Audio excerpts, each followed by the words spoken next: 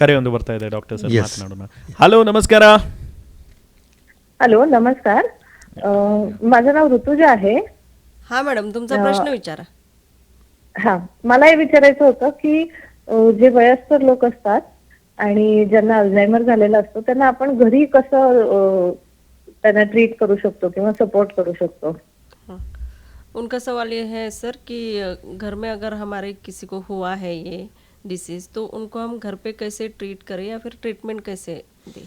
हाँ, जैसे मैंने बोला कि वो कौन से स्टेज में है या अर्ली स्टेज में है तो वो अपना ख्याल खुद रख सकते हैं, लेकिन थोड़ा सा सपोर्ट उनको चाहिए. माइल्ड सपोर्ट अगर करते हैं तो काफ़ी रहता है. वही अगर उनका मॉडरेट कंडीशन है तो उनको थोड़ा सा मॉडरेट सपोर्ट भी चाहिए. अगर बाहर मार्केट जाने के लिए या कुछ बाहर जाने के लिए उनके साथ किसी को साथ में जाना हमेशा अच्छा रहता है. और अगर बहुत सीवियर है कि वो अपना काम खुद नहीं कर सकते, वो अपने कपड़े नहीं पहन सकते, नहा नहीं सकते, खा नहीं सकते हैं, तो ऐसे कंडीशन में ज़रूर फैमिली का सपोर्ट चाहिए होता है. मैंने तभी बोला अगर ऐसे सपोर्ट की कोई एक करता है तो उसके ऊपर बहुत स्ट्रेस हो जाता है.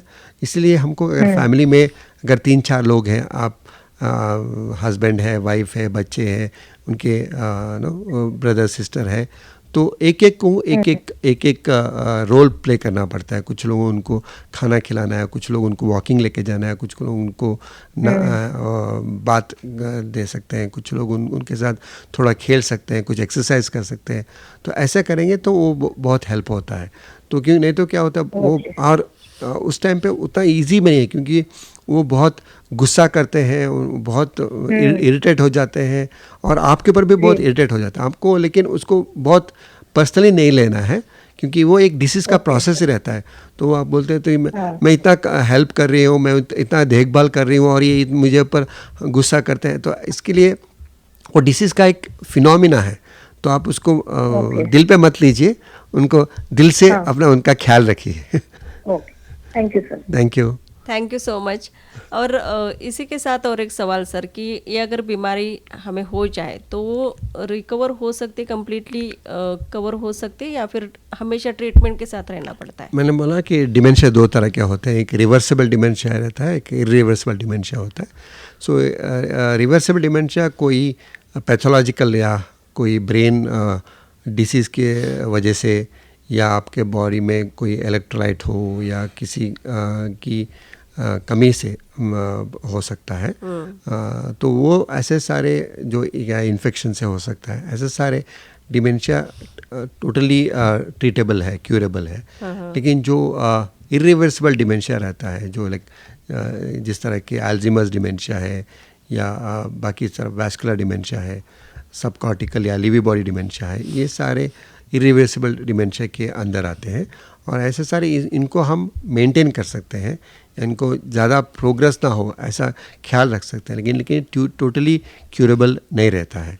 और ऐसे जो अभी हमारे घर पे अगर लोग रहते हैं तो हम सोचते हैं कि क्या ये एज के साथ ये प्रॉब्लम नॉर्मल समझते हैं और कभी कभी ट्रीटमेंट भी नहीं लेते, तो वो कितना आगे चल के डेंजरस हो सकता है. इसलिए क्या है ना, अभी जब तक वो अपना खुद का काम कर सकते हैं. अच्छा. वो अगर वो कुछ काम कर रहे हैं तो उसका पर्सनल केयर कुछ कर सकते हैं.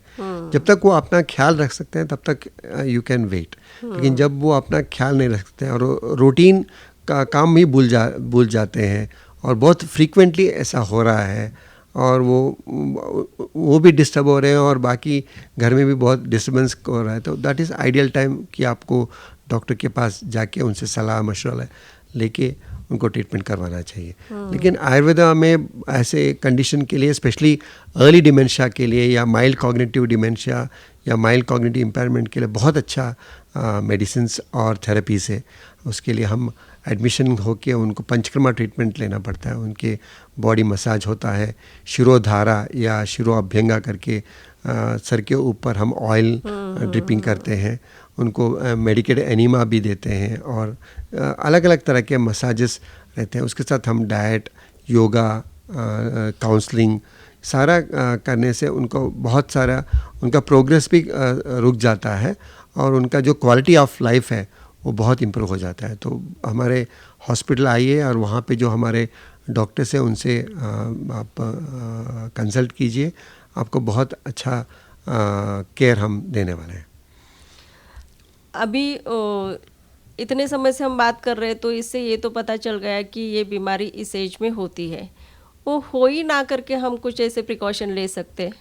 मेनली मैंने वही बोला ना कि हमको पता है कि एक 4-5 रीज़न से होता है। एक तो डाइट की वजह से होता है, एक एक्सरसाइज की वजह से होता है, और एक लाइफस्टाइल जो हैबिट्स स्मोकिंग, अल्कोहल, सो उससे दूर रहना चाहिए। और मेनली थोड़ा सा मेंटली आपको एक्टिव रहना चाहिए। एक्टिव कोई भी आप पेपर पढ़ सकते हैं या कुछ मैगजीन्स पढ़ सकते हैं, पजल्स कुछ है तो पजल्स का यानी कि वर्कआउट, खुद को एंगेज रखना है। यस एंगेज रखना है, एक्टिव रखना है। ओके, तो फिजिकली आप उसको एक्टिव रहना है, मेंटली आपको रिलैक्स रहना है। आपको बहुत स्ट्रेस को भी आपको मैनेज करना पड़ता है।